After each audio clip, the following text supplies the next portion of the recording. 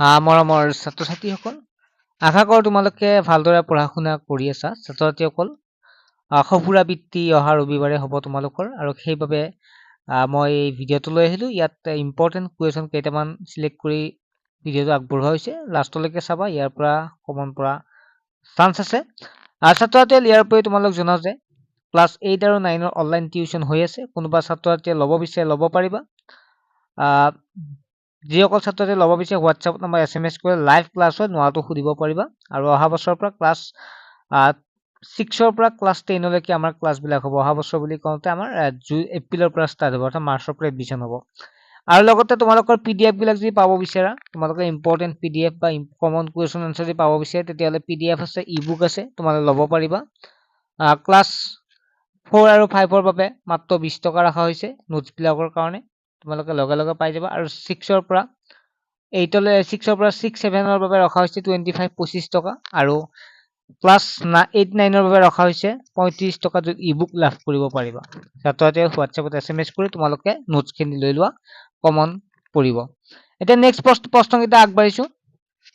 1 number প্ৰশ্নটো হৈছে, সোণালী বান্দৰৰ বাবে বিখ্যাত অসমৰ অভয়াৰণ্যখনৰ নাম কি? চক্ৰশিলা। গুৱাহাটী চানডাম কেন্দ্ৰটো কেতিয়া প্ৰতিষ্ঠা কৰা হৈছিল? 1970 চনত। অসমৰ কোনখন চহৰক মানচেষ্টাৰ অফ আছাম বুলি কোৱা হয়? শুৱালকুছি।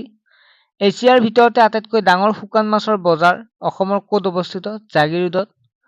গুৱাহাটী বিশ্ববিদ্যালয় কিমান চনত স্থাপিত কৰা হৈছিল? 1948 চনত। গুৱাহাটী বিশ্ববিদ্যালয়ত প্ৰথম উপাচাৰ্য কোন আছিল? কৃষ্ণকান্ত সন্দিকৈ। অসমৰ লোকসভাৰ সদস্যৰ সংখ্যা কিমান? 14 জন। অসমৰ ৰাজ্যসভাৰ সদস্যৰ সংখ্যা কিমান? 7 জন। লক্ষ্মীনাথ বেজবৰুৱাক কোনে ৰসৰাজ উপাধি প্ৰদান কৰিছিল? অসম সাহিত্য সভাই। অসমীয়া চলচ্চিত্ৰ হালধীয়া চৰায়ে বাওধান খাই কোনে পৰিচালনা কৰিছিল? জাহ্নু বৰুৱা। নেক্সট হৈছে, ভাৰতবৰ্ষত মুঠ মাটিকালি কিমান শতাংশ অসমে আগুৰি আছে? 2.39%। শংকৰদেৱৰ দ্বাৰা ৰচিত বৰগীতসমূহ কি ভাষাত লিখা হৈছিল? ব্ৰজাৱলী ভাষাত। পথৰুঘাটৰ ৰণ কিমান চনত সংঘটিত হৈছিল? 1994 চনৰ 28 জানুৱাৰীত। স্বাধীনতা আন্দোলনৰ সময়ত অসমৰ স্বৰাজ পাৰ্টীৰ সভাপতি কোন আছিল? তৰুণৰাম ফুকন। আহোম ৰাজ্যৰ কেতিয়া প্ৰতিষ্ঠা হৈছিল? 1228 খ্ৰীষ্টাব্দত। আহোম ৰাজ্য কোনে প্ৰতিষ্ঠা কৰিছিল? স্বৰ্গদেউ চাওলুং চুকাফা। অসমৰ প্ৰথম ক'ত ষ্টেডিয়াম প্ৰতিষ্ঠা কৰা হৈছিল? যোৰহাটত। স্বাধীনতা আন্দোলনৰ সময়ত কোনে মৃত্যু বাহিনী গঠন কৰিছিল? পুষ্পলতা দাস। কাৰ ৰাজত্বৰ কালত ৰংঘৰ নিৰ্মাণ কৰা হৈছিল? প্ৰমত্ত সিংহ। অসমীয়া সাহিত্যৰ বুৰঞ্জীৰ লেখক কোন? দেৱেন্দ্ৰনাথ বৰুৱা। কাৰ নেতৃত্বত অসমত প্ৰথম 1828 চনত ব্ৰিটিছৰ বিৰুদ্ধে বিদ্ৰোহ সংঘটিত হৈছিল? গোমধৰ কোঁৱৰ।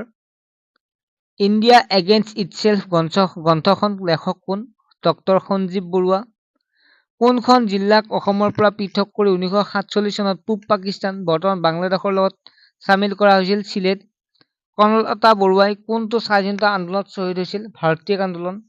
পাটকাই পৰ্বতমালা কোন দুখন দেশৰ সীমান্তত অৱস্থিত? ভাৰত আৰু ম্যানমাৰ।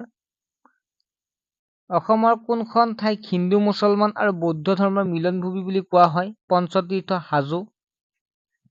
আহোমসকলে প্ৰথমতে ক'ত ৰাজধানী স্থাপন কৰিছিল? চৰাইদেউ। আহোমসকলৰ শেষ ৰাজধানী ক'ত অৱস্থিত? যোৰহাট। ছাত্ৰ-ছাত্ৰীসকল, আশা কৰোঁ এইকেইটা প্ৰশ্ন তোমালোকক কিছু হ'লেও উপকৃত কৰিব। নেক্সট ক্লাছবিলাক পাবৰ বাবে চেনেলটো ছাবস্ক্ৰাইব কৰি ৰাখিব একেবাৰে নাপাহৰিবা।